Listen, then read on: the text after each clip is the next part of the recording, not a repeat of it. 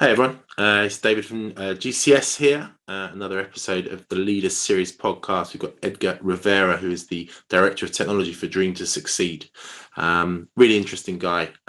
He is really trying to disrupt a number of industries, including training, building global networks, the sporting industry. And I think he does this with a real humility and also a great understanding of people. Really interesting story is how he kind of got to this position in the technology industry as well. So without further ado, here's Edgar, Director of Technology for DreamToSucceed. Thank you.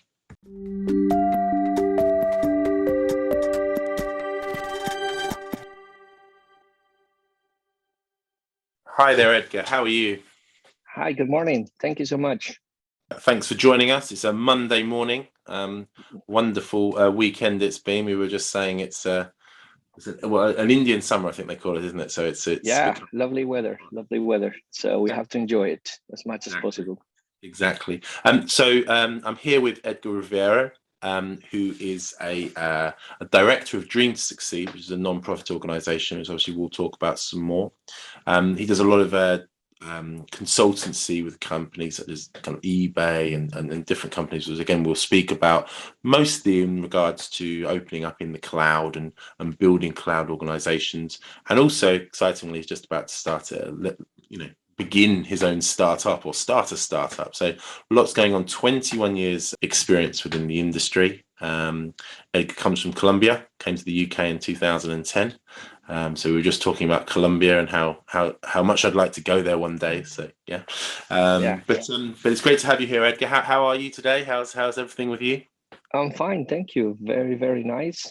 As I say, enjoying the weather and focusing on the new challenges for this upcoming year. Very excited about new things. Yeah. I think it's really kind of good, positive kind of feel around the industry at the moment. Lots kind of happening, lots kind of going on. I know you're working with quite a few different kind of organizations and building that. And you've also got the startup as well. So lots of exciting stuff. I mean, do you feel, the last kind of 12 to 18 months as a leader, within your industry has allowed you to kind of really think about these things like the startup, to really put some real plans together? Because I think a lot of people are coming out of COVID, with an increased verve and desire to do something exciting. That's completely true. I mean, my job as a director of technology in DreamToSucceed, it was exactly a response to what was happening. I got approached to a friend in the banking industry, and then he said, "Look, there is a non-profit organization that they're doing amazing things for Latinos in the STEAM, I mean, science, technology, engineering, maths, and I think you would be a perfect fit for that." And it's a response to what's happening in the whole world. I mean, you see now. With the virtualization of the jobs, now people is accessing to virtual training, and now you're starting to find people all around the world, different countries, and then the Latinos. We have to play an important role on that, and we have to level up our skills and access to that market too. That was a response to what's going on. Is that a global organization then? Or I mean, I guess if you talk about Latinos, you're probably focused in certain areas, right? But it's founded in the United States. It has a global scope, but primarily it's to help and inspire Latinos to have access to level up their skills and to have access to better jobs, better salaries, all of that. So we are now working to create different programs to sponsor Latinos and also to give them access to different training and courses. And yeah. And is that would you see that as a problem then? Is that in reaction to the fact there's not enough Latinos in the IT industry? Well, the thing is, some of us, maybe we have a different opportunities, different experiences, and now we are able to contribute. It's a problem because the thing is, there is a lot of limiting beliefs and a lot of I'd say lack of education in South America. as you see here in Europe, people have access to a lot of opportunities, and it's much easier for them. But then when you are in Peru, in Colombia, Ecuador, many of these countries, you think maybe it's not even possible. And a lot of people, they just need inspiration. They need to show that someone make it, someone that was like them was able to succeed. And that's why I was so inspired by the mission of this nonprofit foundation. And I think it's about contribution is the key. And I guess what you're saying there is as well, virtualization of everything has been a game changer in many different ways. In the recruitment industry, for me, the change from face-to-face interviews to virtual interviews, although someone would have said that could never happen, has logistically made our industry a lot easier. I haven't got to.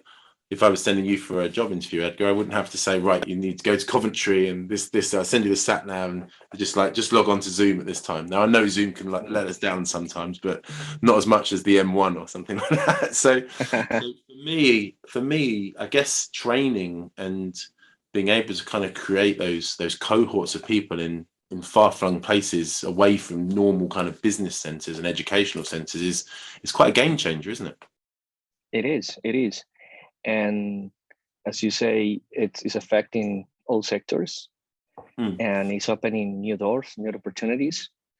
And I guess those that are capable to adapt quickly to these situations and get the best of these scenarios are the ones that are going to get the best talent.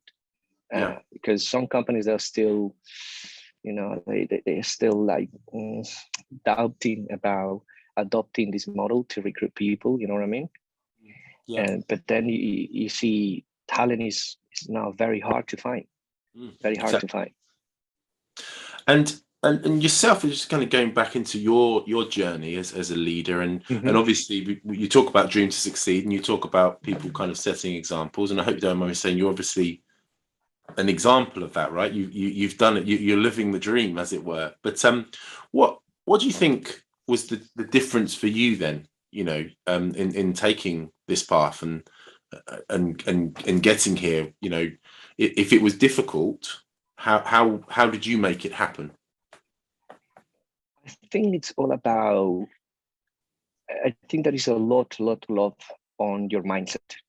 And I think it's something that for some people comes natural, but for a lot of people it doesn't, and that's where the help, that's where you can help others.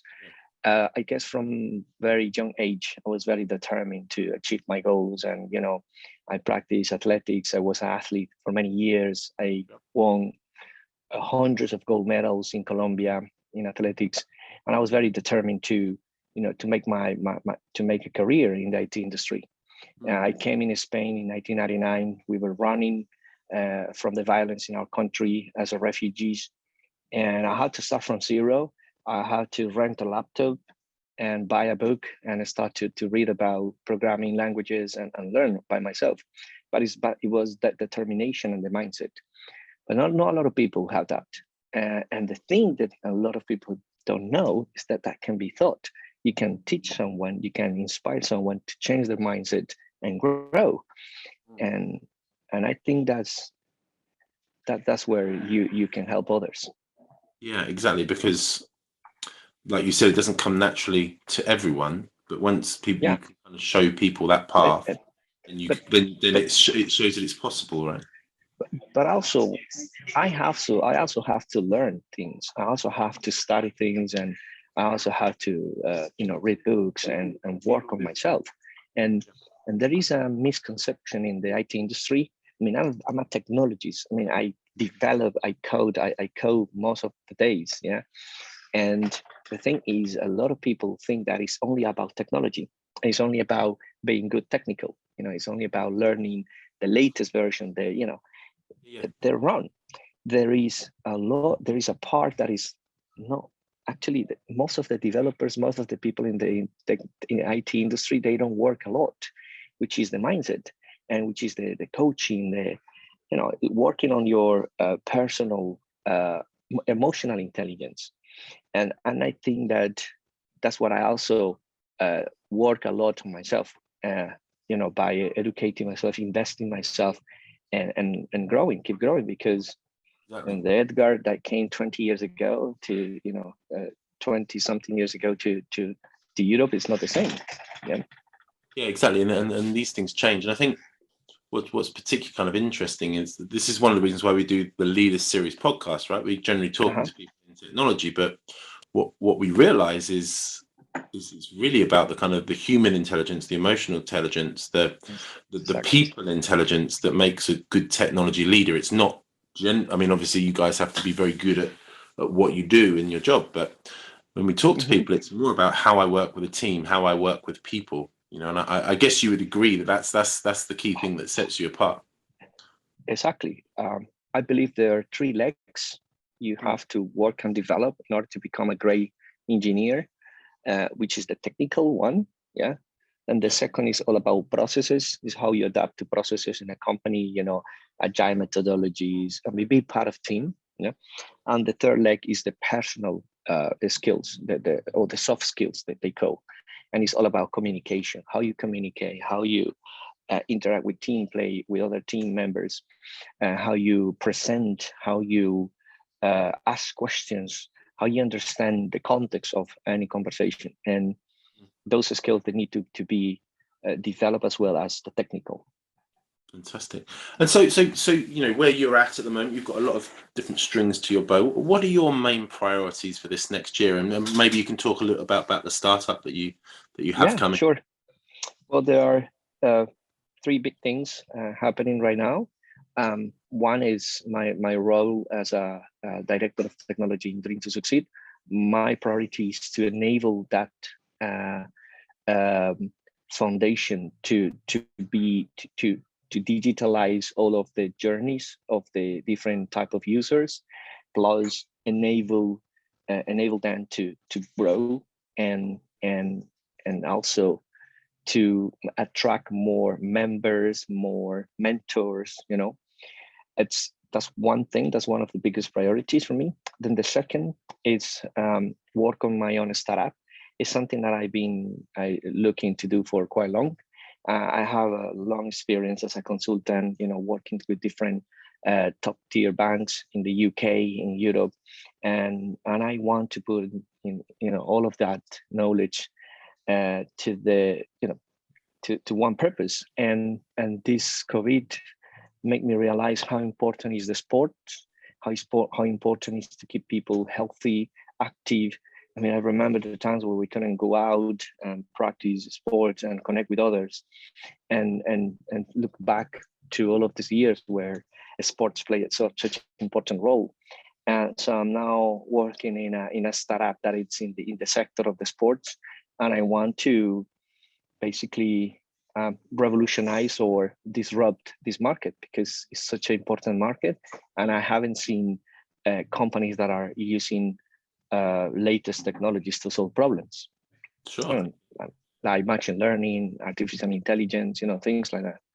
Brilliant. Okay, fantastic. And that's obviously there's all these different industries, isn't there? I mean, you talk about training, talk about sports, talk about management. It's all there to disrupt, as it were, and that's where kind of technologies like the cloud, different ways of kind of working kind of come in. I mean, when you come at a problem like that, for instance, how do I revolutionize sport? Where do you start? How would you do that? Because obviously it's a huge subject, so you have to really start from basic principles, I guess. I think the first thing is to understand exactly the problem, and what is exactly I call, what is the business case? You know what I mean? So where are you spending more money? What is very slow? What is very painful? And this is basic things, where are the pain points? Because where is pain, there must be a solution. Yeah. So, and that's where you gotta start to look. So for example, just gonna give you an example. Sport venues now, they struggle to attract people to their venues, and they lost a lot of all of their members. Yeah. And how can you attract customers to your venue? How can you keep your venue facilities with all of them booked. You know what I mean? Keep the occupancy high. That's a big problem for all the venue managers. And at the same time, how you can facilitate all of the booking processes or creation of games between players. Yeah. And there is lack of innovation in these sectors and industries, because they are just venue managers. They are not technologies.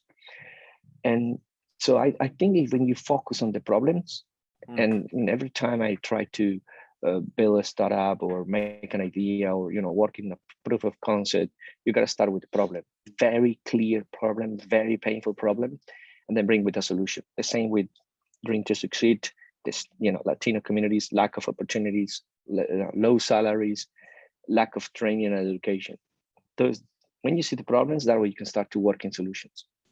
Well, and then you got to think about, when you have a technology experience, you can visualize already the solution, and you can understand, oh, actually we can do this. And in background, your mind is thinking already in a solution. Okay. But one of the things you got to think about is,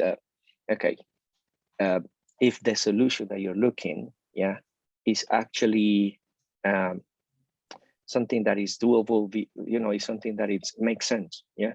And if it's going to solve that problem or business problem. Yeah.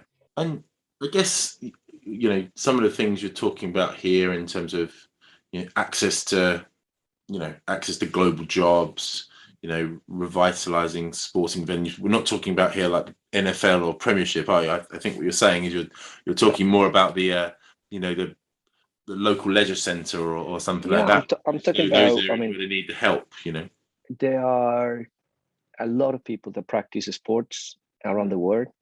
Probably 1.5 billion people practice sports around the world.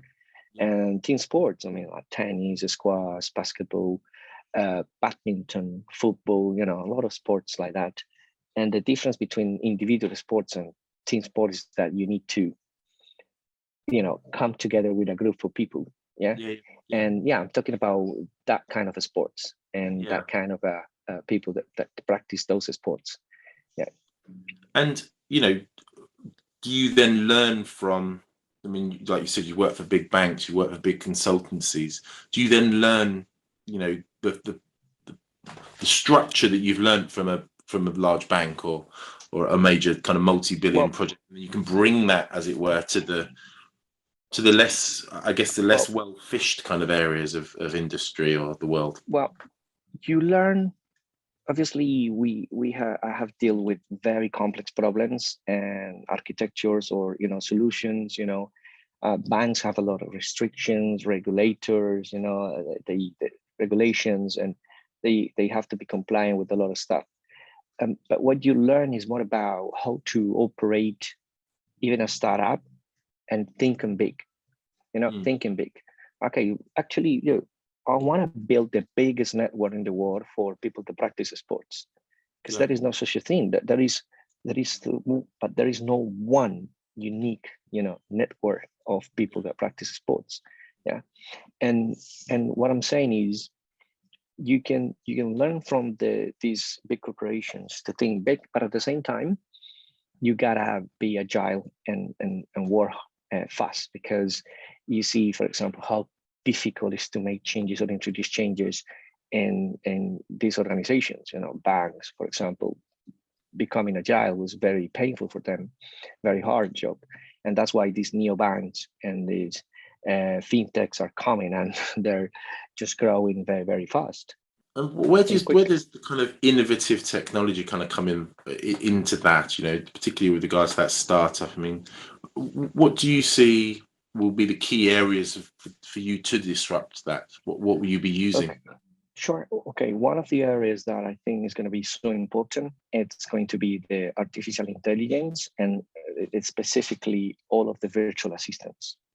Sure. We see now the virtual assistants is booming. Now you have these smart speakers in your house, the TVs, phones. Now people is very they're now used to talk to these virtual assistants and ask for things. Yeah. But the problem with these virtual assistants is that they need to be taught. They don't know everything. And there is one company who taught this virtual assistant to do something different, to book a taxi or So that needs to be as well bring into sports. So you can say, hey, book me a tennis court tomorrow at 10 o'clock.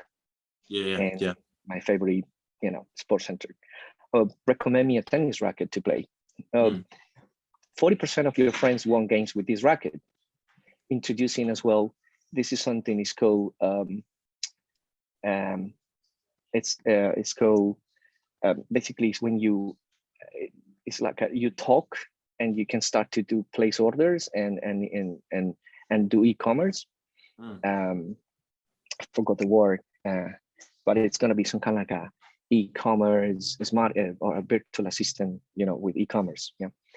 And this is going to be a disrupting change because using the data to make smart recommendations. Using, and this is the difference, because with the current technology, it's not just about booking or placing an order. It's about using the data to make smart recommendations and also do that in a very, very quickly, in a proactive way as well. So proactive ways like, hey, by the way, I saw you lost 3 games, and why you don't try this new racket? Or, or for example, I see you've been playing this sport, why you don't try another sport? Or, it's also looking for improve other areas and not just looking for the competition part, you know what I mean? The social part aspect, the social aspects. There are a lot of things you can innovate in that area. Then the second, it's more about how do you use machine learning algorithms and how you implement machine learning and in this industry. So I mentioned it before, because machine learning and AI are very related to each other. Okay, but for example, we big tech companies like Google, Facebook, Netflix, a lot of these companies, every single day they use these technologies to recommend us products, movies, series, products to buy. They use the data. That's why they give us so much services for free, because they use the data so they can build and recommend products and services. Well, it's exactly the same. What if you can say to a venue, this is the list of people that have more chances to book, but based on data, not on a feeling. So this is what I'm saying. And the machine learning algorithms, they're going to play such important role in small organizations, because these technologies, they're going to take so much time to come to small companies or medium companies. And big tech companies, they already have it. That's right. Yeah. So it's enabling the smaller companies, that the less less profitable organizations to really kind of combine that and collaborate together, isn't it, in order to get the benefits of these technologies? Well, I think some of these companies are profitable. It's more about these areas are now their areas of expertise. I see. And then the point is, how are you going to bring innovation? The cost of bringing innovation for one organization is very high. But if one organization bring that and then share across several other organizations, then it's much easier. That's really interesting. And so with regards to talent, obviously we talked about kind of creating a kind of global team and using different locations, different people. Is that something that you're really looking to do yourself as you grow the culture? I'm already doing it. Yeah, actually, for working on this project and also for DreamToSucceed, I asked myself, how can I do these things and try to reduce the cost? Because obviously in Europe, it's and rates and salaries are higher, and especially with startups or non-profit organizations, you gotta start small, and I realized that there are a lot of potential in South America.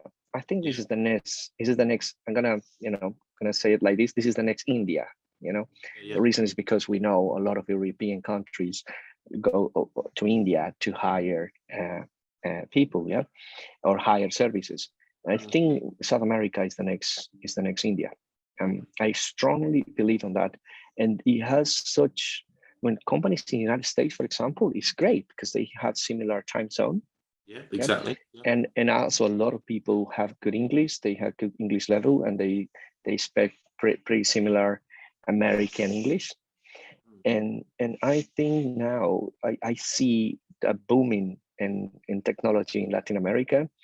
And for example, for our projects, I decided to recruit people from South America, and front-end developers, back-end developers. You have everything, and it's more cost efficient. Yeah, I gotta say that. But I think the key, and this is what I found, the key is to mix them up with some of expertise people that you have here in Europe. Yeah. So what I'm saying is, if you rely entirely on people in South America to build it something, that's going to be very challenging to have something with high quality and great products. But if you, for example, have architects here, or people that have very strong experience, they can place the architect, they can set the guidelines, okay? And then you got the developers that put the bricks, you know what I mean? Then it's much easier because okay, we can do this like that. They can do that, you know what I mean? So I think that has been my formula and winning formula, and mixing up with experienced people here, and then for hiring people in South America, and it's working amazing. Brilliant, fantastic. And I guess it goes then back to the conversation we had at the start about training and virtual training, because obviously an offshore team working with an experienced architect is going to learn so much, aren't they, from this person live. Actually doing it live is the best way to learn, isn't it? I have seen amazing transformations, like junior developers that came and 6 months later, like, oh my God, what a difference. And the other important element is to training them. I probably have seen this maybe in one I don't know, comic or something, but there was, I saw once in LinkedIn. I think it was the CEO was, no, the CMO was asking to the CEO, what if we, no, if we train the people, they can leave, and find other jobs. And the CEO, what if we don't train them and they stay here? Yeah, that's right. And this is, I'm not afraid of investing and training on the people that I got, because I realized, look, if people want to leave, they're gonna leave, no matter what. But if you supply their needs, if they have the salary that they want, if they have good training, if they have a good environment, good culture, they're gonna stay, or they're gonna, they're loyal. You know what I mean? Yeah, that's right. And for example, we do tech talks every week, and also you encourage them to be part of to be leaders too, because it's not only about you, or you're just doing being on the show. No, next week another one, next week another one. Also one-on-one coaching, and this is something that it's very hard to find in Europe. In my 21 years of career, I have very few one-on-one coaching sessions. In sales is something very common. I have worked as a sales engineer in different organizations, startups from Silicon Valley, and in sales is very common. But in software engineer, it's very hard. That's because salespeople love to talk, isn't it, though, Edgar? Exactly. Like the sound of their own voice. Yeah, and that's because as well the leaders, they're not aware of how powerful it is to do one-on-one coaching sessions. And this is all related with the mindset. You need to understand what are the motivations of the people that work with you. Fantastic. There are different types of engineers, people that is more introvert, other more extrovert. Some people have different needs. Some were looking for connection, other were looking for they're looking for maybe contribution, or maybe they're just looking for significance. if you understand their needs, yeah, then you can drive them and help them to, you know, to get these needs fulfilled. Brilliant, fantastic. Well, my last question really is, and obviously I think it's going to be a really exciting kind of 12 months for you. But looking back over your career, what do you think are the most kind of important things you've learned as a leader within this industry? Oh, the most important thing I have learned in this industry over my 21 years of career, I think is the self-development. Sure. Okay. Self-development is the key. If you are at technologies and you know, if you want to work, if you're working in any language, back end, front end, or data science, whatever, it's a very active profession. We got to keep up to date. We got to keep learning new frameworks, learning new versions. It's like medicine, they got to keep reading and updating themselves. It's the same. Yeah. And that self development, it's the key to survive in this industry. I see a lot of people, they just go into a job, they get comfort, and they're now comfort in their job positions, and they keep using the same technologies, the same tools. What happened after 5 years? They're completely out of date. Exactly. Not even 5 years, in 2-3 years, out of the market. So it's so important to keep working on yourself and keep it update. Quick fire questions. Okay. This is quite like these ones. So Edgar, what got you into the technology industry? It was the curiosity. Yeah, when I was 9 years old and I saw the first computer, I was like, oh my God, how this works? How is possible you can see things on a screen? If you press a key, this happened. It was the curiosity to understand and how the things works and produce something that someone can use. Yeah, that was the first thing that got me into that. And what does success mean to you as a leader? For me, it means fulfillment. So Sure. it means that what you're doing, what the results that you have, you feel fulfilled. Yeah, there is a satisfaction. It's something that actually you gotta see before achieving it. Yeah, before achieving it. Fulfillment comes before success, and that the thing for some people, they feel success is it's something else. But if they don't feel fulfillment, I don't think that's success. That's like my definition. Wonderful. What's one thing that you're excited about in the coming year? Very excited about my startup. It's going to be launched pretty soon, and looking forward to see how people is going to use our product and is going to to make some good out there. Wonderful. Name one other company or company leader that's inspired you. Why is that? Okay. I'm very inspired. I know it's a cliche, but I'm very inspired by Steve Jobs and Apple. And just what inspired to me is that they came back from being in a very bad position. They lost market. They were performing really bad, and then in early 2000s, when Steve Jobs back, and then introduced the iPhone and made these changes in Apple, and now they are a big monster. And I'm inspired by those kind of leaders. Yeah.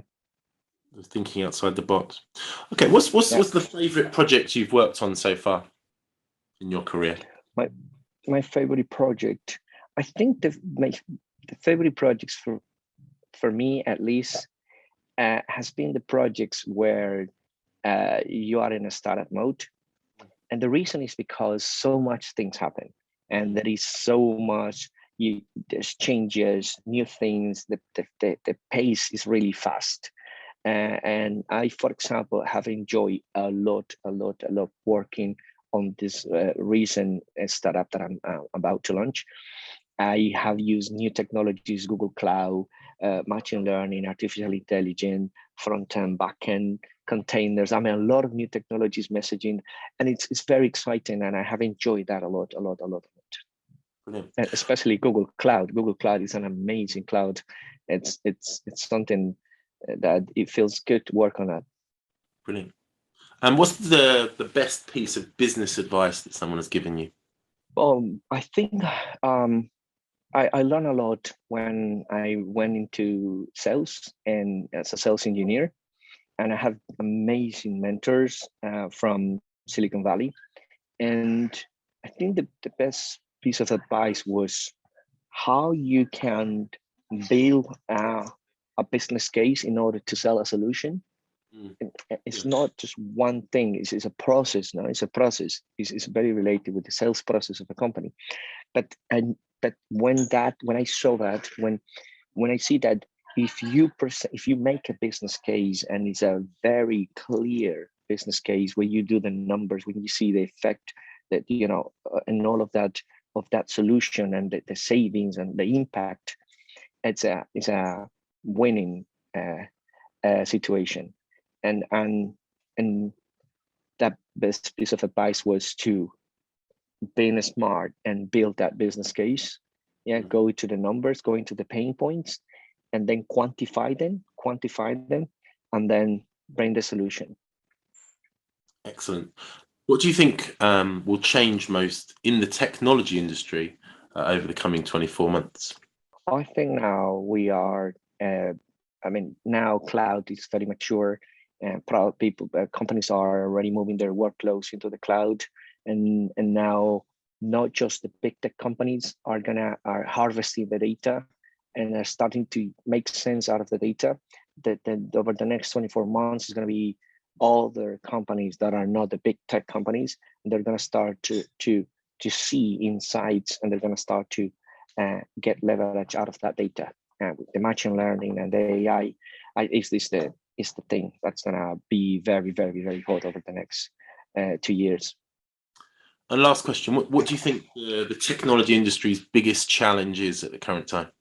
Okay, I think one of the biggest challenges right now is also to transition completely to the cloud, because some companies, they're still in that journey, others are already cloud native. But at the same time, once you're in the cloud, you face other challenges, like, for example, being multi-cloud. We see sometimes cloud providers fail. This is how can you operate completely safe in the cloud? So the challenge is to complete the transition into the cloud. And once you are in the cloud, it's become multi-cloud. This is for big organizations. Brilliant. Well, I think that's a great. So thank you very much for that conversation, very inspiring conversation. I do hope that everything you're working on goes very kind of well this year. I'm sure we'll hear more about it over the kind of coming months. But thank you, David. Yeah, I look forward to share those things with you guys. Fantastic. Thank you.